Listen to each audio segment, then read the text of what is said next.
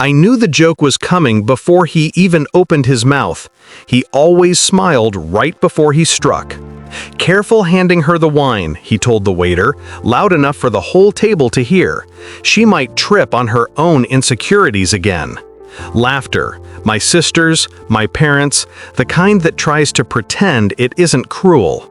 I didn't flinch. I just curled my fingers around my phone, felt the cool glass, and let my thumb wake the screen. His grin froze when he saw what I was looking at. That was the moment it all began to break. Back then, I liked him. I actually liked him. When my sister first brought Ethan home, he felt like a spark. Charming, warm, magnetic, in all the ways she never had. He remembered my birthday, asked about my work, pretended to care. He even helped my mother fix the porch light. He looked at my sister like she was a prize he couldn't believe he'd won.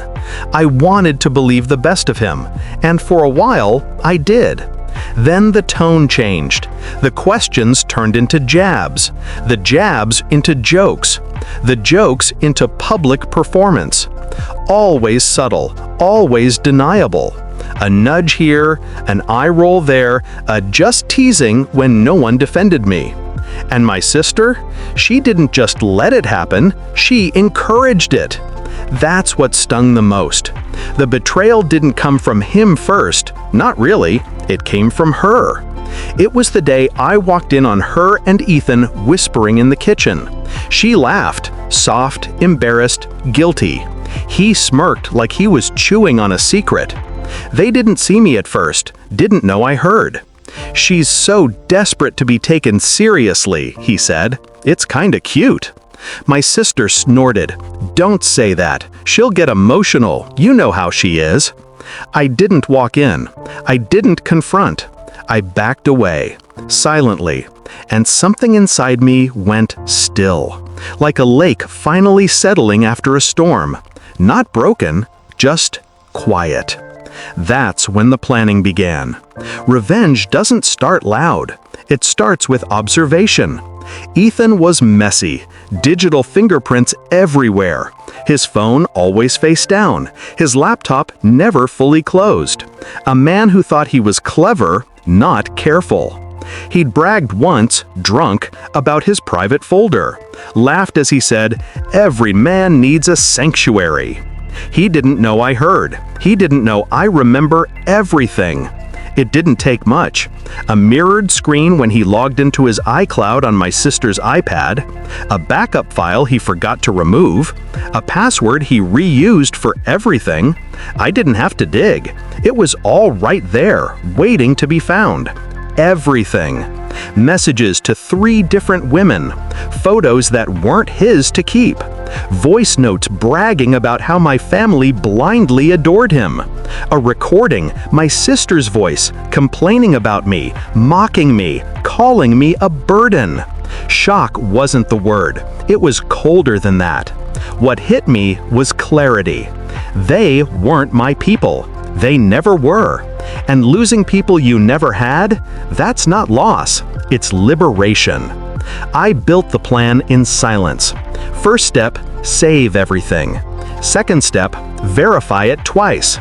Third, wait. Not for them, for the perfect moment. A moment where they'd see me, finally see me. And tonight's dinner, my parents, my sister, her shining fiancé, was that moment. When he joked about me, when they laughed like it was a family tradition, I didn't defend myself. I just opened the Photos app and rotated the phone toward him, just for a second. Long enough for him to see the first picture, not enough for anyone else to catch it. His face drained, a man watching the ground beneath him crack. I locked the screen, slid the phone back beside my plate, continued cutting my steak. He didn't speak for the rest of the meal. The confrontation came after dessert, in the foyer, just him and me. His voice shook first. Where did you get that?" I looked at him the same way he'd looked at me for months, calm, amused, superior. "You handed it to me," I said. "Every time you underestimated me." He begged, promised, swore it was nothing, that the women meant nothing, that my sister didn't need to know. I let him talk until he ran out of words. Then I handed him the envelope, printed screenshots, dates, names, proof. "You're going to tell her," I said, "before midnight. If you don't, I will. And I'll tell my parents exactly what she said about me too." He paled. "Please, she'll leave me." "She should." I turned away, but paused before leaving the room. "And Ethan, make sure you look her in the eye when you confess. I want her to see what she chose over me." He told her. I know he did. Her scream echoed through the entire house. My parents found out what she said about me. The pedestal cracked. The golden child fell. And me?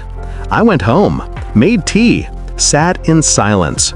Not triumphant, not gloating, just peaceful, for the first time in years. Some people think revenge is fire, but they're wrong. It's ice, clear, controlled, precise. And when it melts, all that's left is freedom.